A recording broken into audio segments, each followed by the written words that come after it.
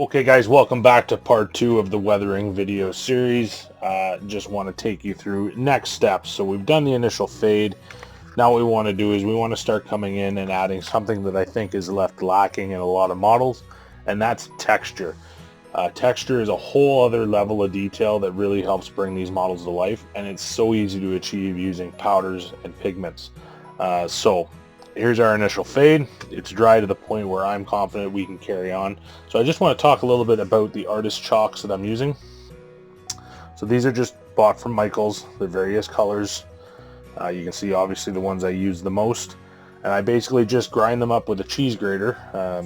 Go to the dollar store, get yourself a cheap one so that you're not in trouble with the wife. And grate them up into a powder form. That's going to make them super easy to apply. You're not going to get dirty. Don't try to apply these in stick form. So what you're going to end up with is something like this. So I just put them in these little containers you can pick up at the dollar store as well. And they're great for this process. So again, you're still going to need your alcohol. You're also going to need your thinner, and that's to help clean up any mistakes or to help move the pigment around as you desire for your desired effect. So application, two ways to do this. You can put these on dry in a dry brush form, which I will show you, or you can also make a paste using the alcohol, mixing it in with the pigment, I'm going to call it, or chalk, to help achieve that look. So I'm going to jump into mixing some of that up and I'll be right back. What you want to do is load up your brush, grab some of the pigment, some of the dry chalk, take a little bit of alcohol and just mix it up. And you can see you get sort of a pigmented wash, and it's you can see how it applies here. So you can see how that's going to be perfect for streaking, getting your rust effects, and just basically laying it in where you want it. Now don't worry too much about being careful here, because again we're going to move this around and create our streaking using the thinner. So all we want to do is really lay this on where we want some rust spots and some really predominant streaking effect. So don't be shy to add a little bit of the dry powder as well. Basically anywhere where you're going to naturally have rust collecting, so the tracks for the doors, you're going to have some coming off the roof line, and then of course, as we talked about, from the roof itself.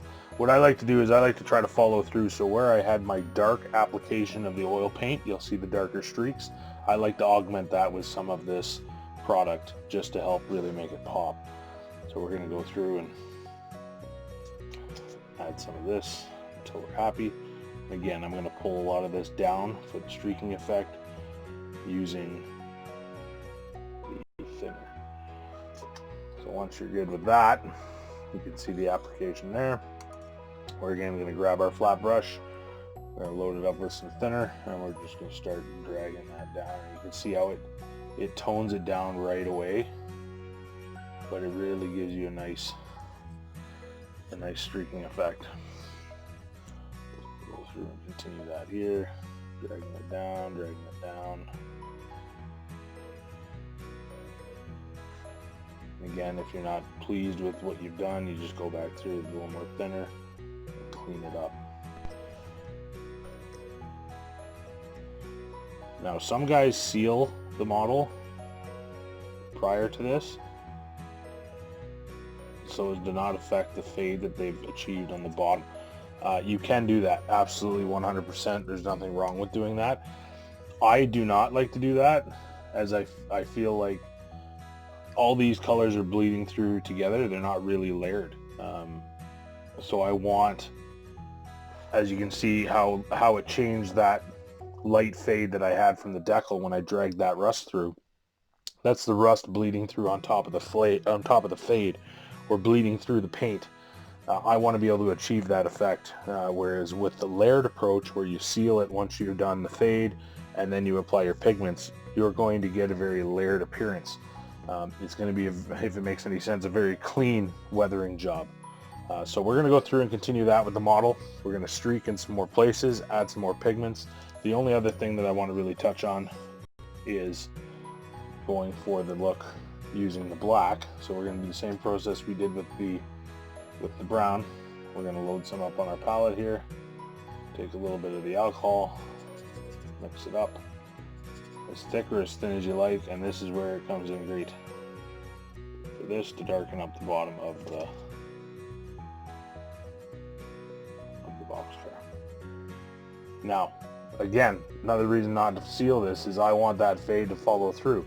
So when I start dragging this down to fade out the black so it's not as harsh, I'm still going to get that faded effect, pulling the paint down into that black.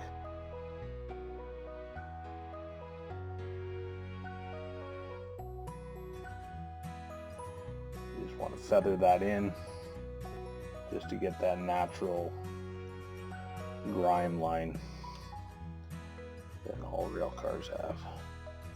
You want to really try to make sure that it collects in the pockets as well, because that's naturally where it would sit. But just feather this in to the rest of the fading job.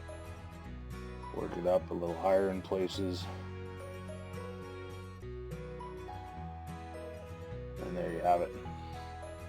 So now we're going to let that dry. We'll come back, take some photographs, show you guys what the effect is. But very, very simple technique using the chalks. It's also going to help give it texture. It's hard to see now. I'm going to really try to capture it in the still photographs, but it gives you some excellent texture, and that's really going to add another dimension to your model. So stay tuned. I'll have some stills up and we'll do a wrap up. Okay guys, so here we have the achieved effect. Very happy with how this has come out.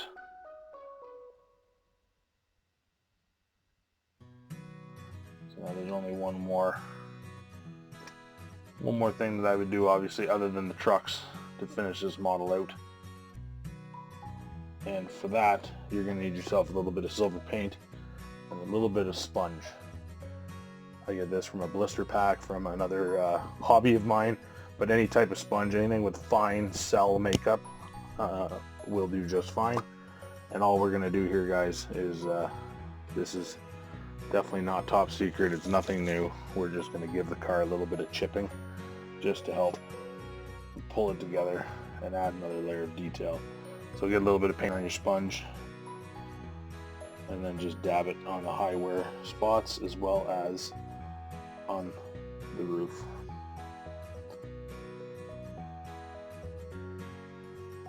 You don't want this, especially on end scale, to be too aggressive. Just enough to give you that subtle effect, a little bit of sheen, particularly where those door tracks are rolling. Basically a high use area, and then on the roof just to give the effect of paint chipping and peeling away. So there you have it, guys. There's a weathered car. That's how I do it. Nothing fancy, quick, dirty, cheap. You know, a lot of this stuff is dollar store and just general craft supplies now. Nothing to say you can't use the readily available products from places like MIG, Army Painter. You know, there's a bunch of different companies that make some amazing products that are top-notch for this. But you can arguably achieve the same results using very cheap material. And it just takes a little bit of time. So I hope you guys have found this helpful. Again, just streaking. The big thing is, you know, downward motion with that brush, drag it, feather it, blend it in. Any questions? I'm going to try to list the materials that I used in the description. I hope you guys found this useful. If you have, give it a like, hit the subscribe button, all that jazz. I thank everybody for tuning in, and look for more content coming soon. Thanks, guys. Cheers.